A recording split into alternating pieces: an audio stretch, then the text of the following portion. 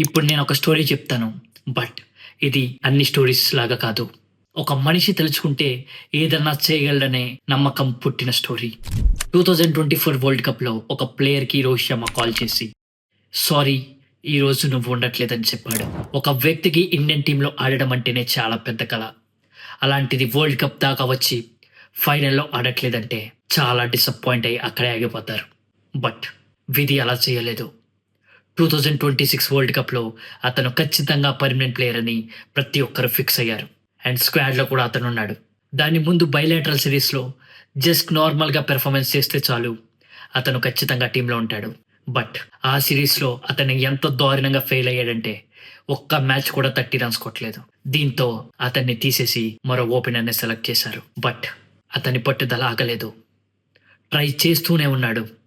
దీంతో విధి కూడా అతడికి తల వంచి మరలా టీంలోకొచ్చాడు. టీంలోకొచ్చిన తర్వాత కూడా మరలా ఫెయిల్ అయ్యాడు.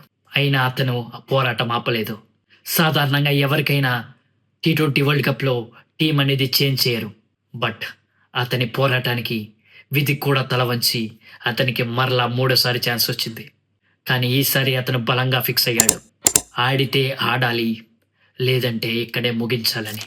మూడోసారి వరుసగా 3 మ్యాచ్‌లు అర్ధ శతకాలు చేశాడు. 97, 89, 88 ఇది నార్మల్ స్కోర్స్ అయితే కాదు. ఒక టీమ్‌ని గెలిపించే స్కోర్స్. అతనెవరో కాదు, సంజు శాంసన్. క్రూషియల్ మ్యాచెస్‌లో అతను ఆడిన ఇన్నింగ్స్‌కి ప్రతి ఒక్కరూ ప్రశంసించాల్సిందే. దీంతో 5 మ్యాచ్‌లు మాత్రమే ఆడిన సంజు శాంసన్‌కి man of the series award కూడా వచ్చింది. ఈ కథలో మనం అర్థం చేసుకోవాల్సిన నీతి ఏంటంటే, ఒక వ్యక్తి తలుచుకుంటే ఎన్ని సార్లైనా అవకాశాలొస్తాయి. బట్ మనం హోప్స్ వదులుకోకుండా ప్రయత్నించడమే.